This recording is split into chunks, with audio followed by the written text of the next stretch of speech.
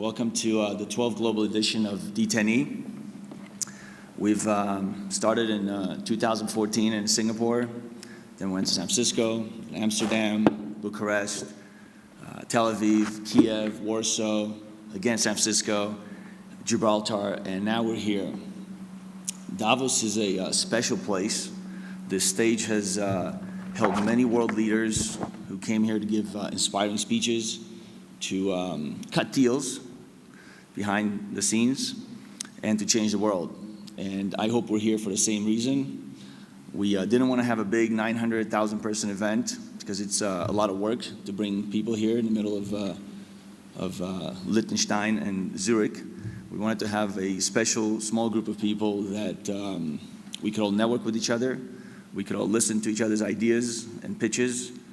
We can network with each other and open doors. And I hope all of you will join me, because I always believe my job as a connector is to listen, open doors, connect people. And since we all live in the age of meritocracy and everything is transparent, and only those with what Brock Pierce, my business partner in d10e, calls pure heart society people, pure heart people, which means you really are who you say you are. You don't try to fake it till you make it and cut corners. Those people are the people that we want to have in our inner circle. If you look at 300 speakers that d10e has provided a microphone and a stage over the last 3 years in 11 past editions, 300 speakers. If you look at how much money that you raise through ICOs and private offerings, it's about $750 million. 750 is not a lot of money if you look at worldwide venture capital, if you look at worldwide angel investments, but if you look at it as a percentage of how much money, let's say the 300 successful ICOs so far have raised, $3.5 billion, let's say, 750 of $3.5 billion is a pretty impressive chunk of money. Now, we can't take credit for all of that. We could take credit, we give them a mic, we give them a stage, we give them an audience. We've had about 2,000 people attend our conferences. We've had probably 20,000 people watch our content over Facebook. And so it's a small community. But what we've been able to accomplish through parties, through cultural tourism, which 70 of you I would classify to have been smart to drop everything and join the beautiful ride around the Swiss Alps and the lunches and the dinners on Saturday and yesterday, you understand that you create a community. Everything about the decentralized movement is about a community, and that's what we try to do. And now we're doing it every month, by the way. So next month, we're going to be in Ljubljana. Why? Because it's a small country of 2 million people that have had 10 successful ICOs and a very, very famous crypto exchange, Bitstamps, as you may well know. Why are we here in Davos? Well, I guess I could say because I've always wanted to be on the stage, and I've always wanted to provide the stage to my friends so we could feel the magical power of this stage where world leaders come to cut deals, and we watch on CNN and NBC and wherever else what they do here. We have a gentleman here that's organized events for 15 years, has brought lots of people here. And I really came here to put one more checkbox in my bucket list, that I went to Davos and I brought a cool group of people with me. I always want to be in a room of people with, people that are smarter than me so I could learn something. And I hope all of you will feel the same as you meet your fellow delegates, I may say. We're here from about 30 countries, which is pretty impressive. And we really are the decentralized world, because we came together to come up with ideas, finance them, and employ a lot of people, and not put up with what some of the world leaders that do come on this stage make us put up through. So that's really why we're here. Now, if you look at 2014 May in Singapore, it was Bitcoin. It was Brock Pierce, who became the chairman of the Bitcoin Foundation, and a few friends who decided, let's have some meetups, let's have some meetings. And then it grew from 50 people to 100, to 150, to 200. And now we have 250 to 300 people coming to our events. I don't know if we're going to make them much bigger, but next year we're going to go to Cayman Islands in January, Silicon Valley in February, March we'll probably be in Canada. There's 3 different cities fighting for where we should take this event to. And it's pretty amazing, because this event, if I were to tell you that it was put on in 10 days, you wouldn't believe it. And that means a community that really follows the mic and the stage and the community that we bring together, which is pretty impressive. If you look at companies like EOS and Bancor and Block V, these are companies that at one point you never heard of. At one point it was just a few people in a room talking about how to raise more money and create some value. And then they became success stories. Not overnight. You may think it's overnight, but it's a lot of hard work. So those of you that haven't started an ICO yet or are thinking of it, it's a lot of work. There's no easy way out, and it's a lot of work. So you do need to surround yourself with the right advisors. You do need to hopefully be part of our inner circle of success stories of the top 3 tomorrow out of 23 that will be here on stage out of 100 that have applied. That's pretty cool to have your judges be your investors. And if you're one of the top 3, you get a third of that money you go home with. And you could tell the whole world, PR-wise, that you got 5 new crypto hedge funds as your investors. That should be a nice thing to go home with. And I hope that the top 3, which always happens with our transparent voting system, will enjoy that. Now, in February, when I got involved and I took over half of this wonderful enterprise called d10e, when it was a smaller event, Brock Pierce and I decided that we'll go wherever the wind takes us, but we'll always bring good people with us, and we'll always have cool parties. He's not here with us. He has to be in LA, so the parties won't be as wild without him. But we are here together to enjoy ourselves and network. And one thing I want to say is that if in February, when we held this event in Bucharest, Romania, the market cap was 20 billion, and media at the end of the event forced me to give them my forecast about where the cryptocurrency market will be in a year, I kind of said probably 100 billion in a year. That was in February 22nd. We hit 100 billion June 6th at 9:45 a.m. Tel Aviv time, when I got up on stage and I threw away my speech because I said I was so wrong. You know, we went from 20 to 100 billion in 90 days. That's pretty crazy.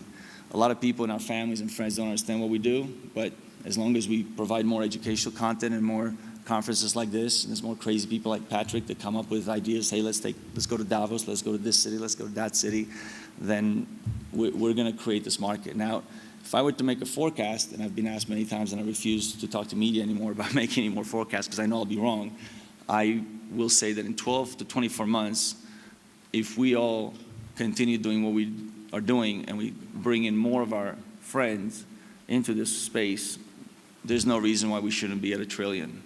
Now, of course, 200 billion to $1 trillion, of course, all of us are thinking, great, I've just increased the net worth of my own cryptocurrencies by 5-fold.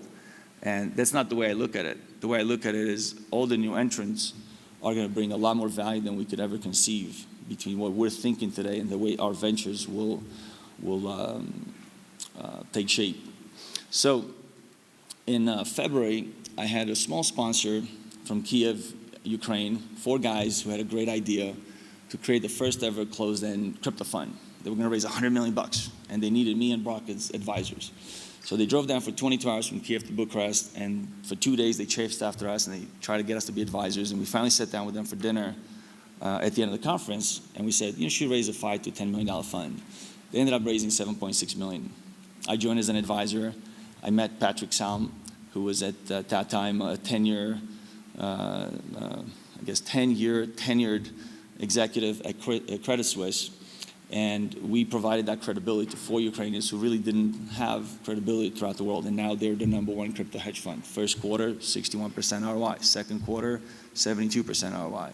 Pretty amazing. They created $10 million of value to 4,000 investors from $7.6 million. That's pretty amazing. If you look at Blockchain Capital, who didn't need 30 days to raise $10 million, it took them 6 hours. That was April 10th. Pretty incredible. Now they've raised another $85 million fund, and I think we get calls every day, can you help me structure another crypto hedge fund? There are 108 crypto hedge funds that I know of, and they are members of the Blockchain Investment Consortium. The purpose of that was to share due diligence, to share deal flow, and to make sure that when there's certain companies that raise a lot of money playing with us, negotiating with us during the same week, you get 35% discount, you get 30% discount, then we meet as speakers at a conference and we realize that we were lied to, in the most transparent, industry of the world, we were lied to in the same week, just a week ago. So we said, enough of this craziness. We need to standardize due diligence.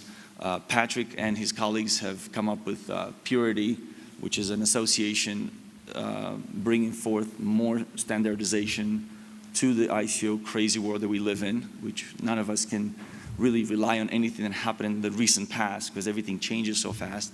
And we're here in Switzerland because they were the first smart country, in my opinion, to allow a nonprofit to issue tokens. And we have Block V here with us and many other companies that are domiciled in this wonderful country with these beautiful views and very strict people who want to start things on time. And by the way, we did wait for our Swiss friends who bought tickets to come on time, but many of them are still driving here from Zurich. So that's one of the reasons why we're a little behind. But the other reason is that we don't need to start anything on time. We control our own time. We're our own community, and we're here to make the best out of it. So the story with TAS, Token as a Service, that really got started on their roadshow in Bucharest at our 6th edition in February. And then I met with them in Dubai at another conference and so forth. And then Patrick and I joined and helped them and brought them some credibility. And the first day we raised $1 million from 400 investors. And that is really phenomenal with one press release and 9 articles in blogs called Coin Telegraph that I never heard of at the time, and Crypto Ninjas, which was smaller. And here we are today, people raising crazy money. But that's coming to an end of the craziness. Only the really, really good companies with revenues and history and teams that have been together for much longer than 2 months that they met at a meetup will be the next companies to get on the stage and raise money. Companies like Plaky, for example. You look at what they've done with venture capital money that was raised from a hard country like Russia, where you don't just raise money easily like in LA or New York or San Francisco, and many others that are now here to stay. You could look at these companies and say, okay, I should have those check boxes before I go. So we created the standardization of due diligence, TAS, myself, and others, and we shared it with Network Society Ventures with David Orban and Scott Mize, who are here. And we decided, okay, this is what they need to have before they get money from experienced crypto hedge funds. And once we checkbox all those, then we provide them the credibility, then the long tail should follow, right? Bancor had 10,833 investors.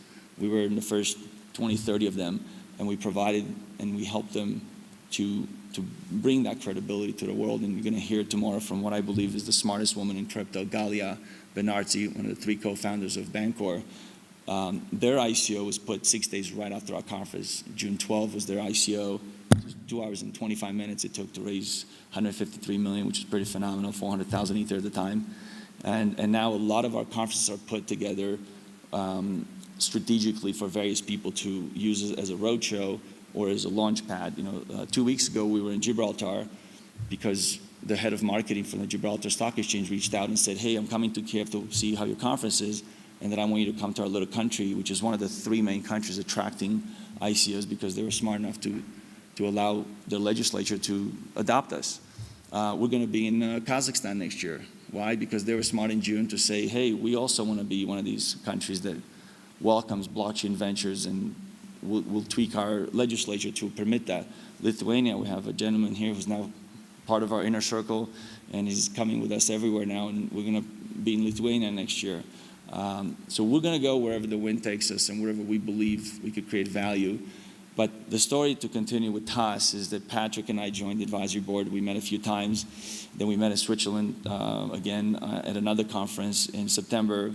Then he came to Kiev, and basically we hung out. And the point of the story is that we found value in befriending each other outside of this crazy world. That's why we did the tourism stuff yesterday and Saturday, so people could drop their ties, drop all of their, peel everything that they normally put on at a conference, and they just come and enjoy camaraderie and friendship, and then so much more comes out of it.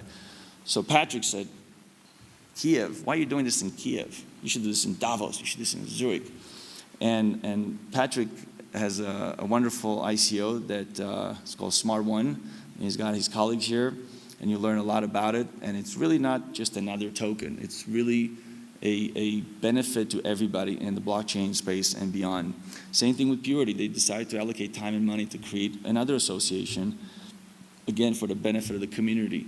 And these are the people that end up creating value, and they get rewarded because, again, we live in the age of meritocracy. There's no more, I was born into the lucky you-know-what club, and I'm going to now benefit from it forever. Now it's all about if your brain has enough brain power, you get with the right people, you will raise the money. It's going to take a lot longer. It's going to cost a lot more than you think. But then you'll be in the winning spot. And I love these competitions that we started. It was really a way for us to say no to 100 people per day trying to pitch us all of our funds. And we said, okay, once a month, just apply, come to our show, we'll give you a stage, we'll give you a mic, here's 10 minutes, and here's real money that you could go home with. It's not cash you just take as a donation from some Microsoft or Oracle or some sponsor that wants something out of you. This is from actual investors who really want to enhance their portfolio, but they also want to chip in a little bit, 30, 60, 100 grand, and watch what the top 3 are able to do for the next few months before they come in, with hundreds of thousands and millions. Because it's really risky. TAS invested $1 million in Bancor. And Bancor is going to be a very successful story, but it's going to take time, much longer than they thought, much longer than we thought. But you got to believe in these protocol tokens because they're creating the infrastructure that 20 years ago was the infrastructure of the internet. So without further ado, I'm going to introduce you to a wonderful gentleman who's become a friend, who came to Kiev and said, I want this in my country. I want this in Davos. My wife is Ukrainian, but we live in Switzerland, and I have all these investors from Liechtenstein, and I need to do this event at Davos. And that's really why we're here. So thank you for coming from all over the world. And with that, I give you my wonderful friend of less than a year, but a wonderful gentleman, father and a husband to a wonderful family. And he will give you a little bit of why we're here and where we're going. So come on up, Patrick. Hi, everyone. First of all, I would like to introduce myself. For those who don't know me, my name is Patrick Salm. I'm co-founder of SmartOne and co-chair of the regulatory working group of the Crypto Valley Association. I would like to say thank you to everyone sitting here and attending this incredible event. I would also thank all the speakers to come and present at their first edition of the d10e in Switzerland. I hope the ride in the Bernina Express yesterday was enjoyable for everyone. Beside the recent headlines that the Swiss regulator FINMA is investigating some ICOs, Switzerland is still one of the best countries to conduct an ICO. The founding of the Ethereum Foundation in Zug in 2014 and its success today has attracted a wealth of experience and technical talent to Switzerland's crypto valley. In keeping the spirit of the global blockchain community where peer-to-peer review has and balance prevail, Switzerland's legal and political system has been and will continue to be stable, predictable, and decentralized. With 26 semi-autonomous cantons, Switzerland as a country provides a balanced framework and a real-world example of the principles that power blockchain.